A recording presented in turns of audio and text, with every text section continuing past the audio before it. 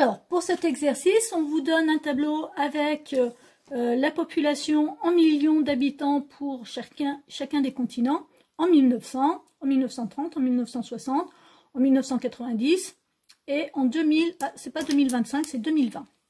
Petite erreur. Alors 2020, c'est une estimation puisque nous sommes en 2020. Et évidemment, le livre a été, enfin l'exercice a été fait avant.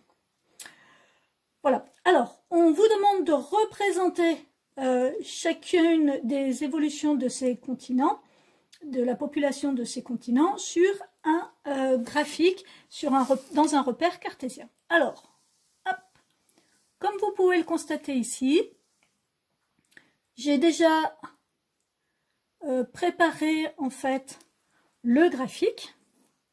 Donc, là, j'ai coupé parce qu'on ne va pas commencer à l'an 0, c'est juste pas possible. Donc, j'ai mis 1900, 1930, 1960, 1990, 2020. Et vous voyez que chaque fois, comme l'espace est de 30 ans, j'ai gardé le même espace aussi sur le graphique. Ensuite, ici, à la verticale, nous avons les personnes, les habitants en millions d'habitants. 100 millions d'habitants, et donc j'ai pris 1 cm, puisque chaque petit carreau ici c'est un demi-centimètre, donc c'est 1 cm pour 100 millions d'habitants. Je vais jusqu'à 1,4 milliard, puisque, si je regarde mon tableau à nouveau, la plus grande valeur c'est 1,4 milliard. Voilà. Donc, voilà, je vais choisir donc une couleur, alors je reviens, une couleur pour l'Afrique, donc l'Afrique sera en vert, une couleur pour l'Amérique sera en rouge, et une couleur pour l'Europe, l'Europe sera en bleu. Allez, et bien c'est parti. Alors, gardez bien les valeurs sous les yeux, puisque je ne remettrai pas, je vais laisser en place maintenant. Donc, en 1900, en Afrique, on était à 100 millions. Donc, premier point. En 1930, 160 millions.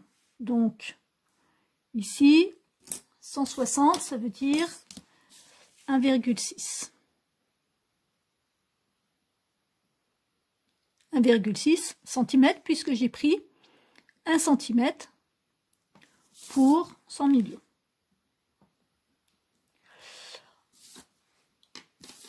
En 1960, 285 millions, donc 2,85. Donc 2, et entre 8 et 9.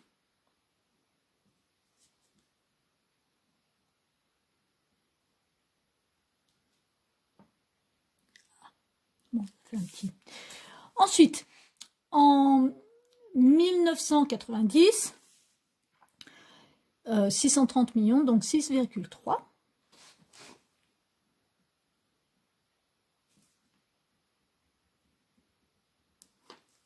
Et enfin, en 2020, l'estimation était de 1,4 milliard, soit ici 14 cm.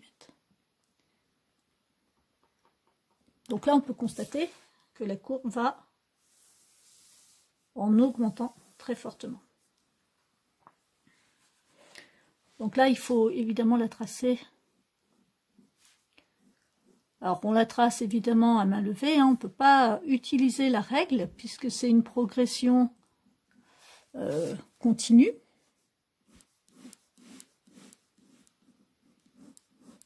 Voilà. Voilà pour l'Afrique. Ensuite, pour l'Amérique. Pour l'Amérique, on commence à 120, donc 1,2 cm.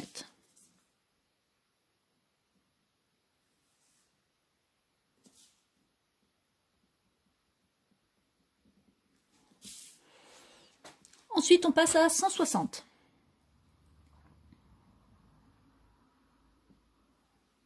Non, pardon, on passe à 200. Excusez-moi.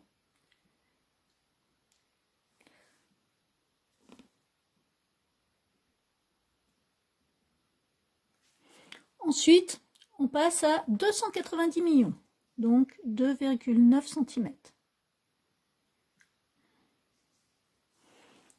Donc on est juste un tout petit peu au-dessus de l'Afrique. En 1990, on est à 610 millions. Donc là, on est passé en dessous. Clairement.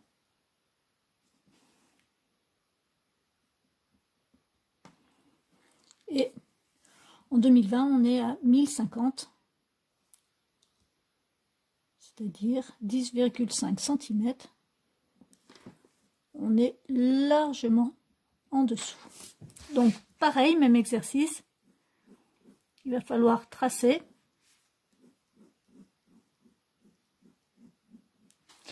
Les courbes ici.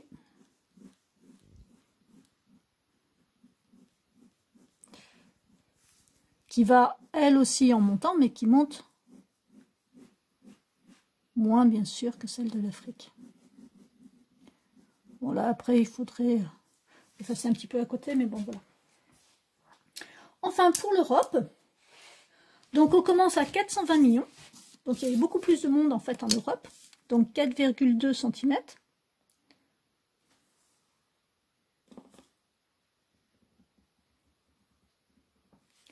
Ensuite, 500 millions d'habitants, donc 5 cm.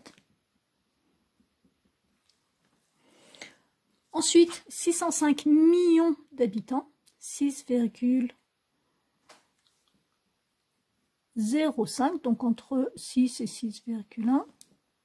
Hein. Ensuite, 723 millions d'habitants, 7,23, alors ce sera 7,2 approximativement. Et enfin, 780 millions d'habitants, 7,8. La population ici est restée assez stable.